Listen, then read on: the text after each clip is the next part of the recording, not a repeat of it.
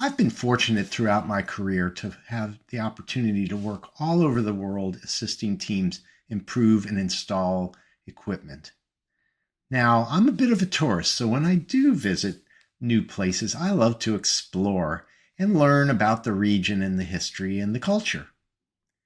Now, for this story, I'm going to tell you about the time that I was assisting Tim, one of our top project managers for Armstrong World Industries, on a project in Munster, Germany.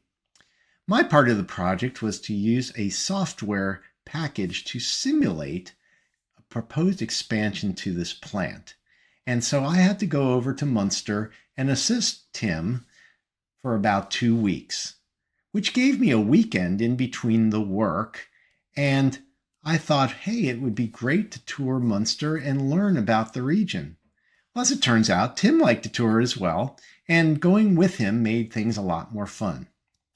So on Saturday, we took a cruise down one of the big rivers. I can't remember the name of it, but what I remember most was the tour guide telling us all about the castles that were built, destroyed, rebuilt, destroyed again, and rebuilt once more.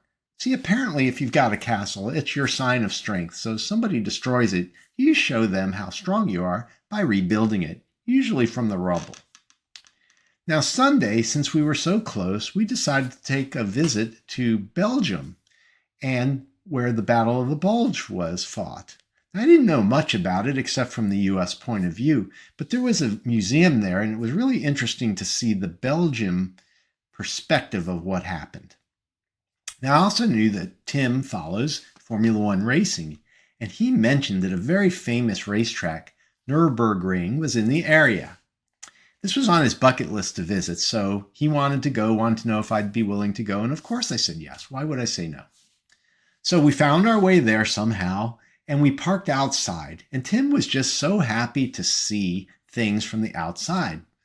But then I noticed people were walking in, and I said to Tim, hey, let's check it out. What are they going to do, kick us out of the country? So we just walked right in. Nobody seemed to be checking tickets. And we worked our way up into the stands and we watched the cars just practicing and going around the track. It wasn't a race at that point. Well, Tim was in heaven.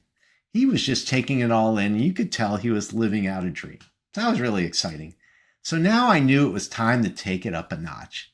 And I noticed that the drivers and mechanics were working on their cars in the infield. And I said, hey, follow me. He's like, where are we going? I'm not telling you, just follow me. So we headed down the stands and I found my way into the infield to see the cars and drivers. Well, nobody stopped us again. I guess when you look like and act like you know what you're doing, no one's going to stop you.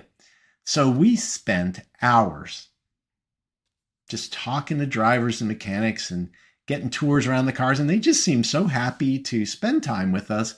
And we acted as if we knew what we were doing. And again, what are they going to do? Kick us out of the country? So it was so much fun. I really enjoyed it. And we took lots of photos, mostly of Tim with the drivers and their cars, of course. So this is what I like to do, even on my free time. I'm willing to try new things, experiment, and venture into the unknown. And why do I do that? Because you may find something wonderful there. I hope you enjoyed this story, gained some insight, and learned something you can use. You'll find many more Kaizen stories on my website, www.pi-partners.com. If you'd like help growing your profits through sustained process improvement, scan the QR code on the screen for a free consultation, and let's start our journey together.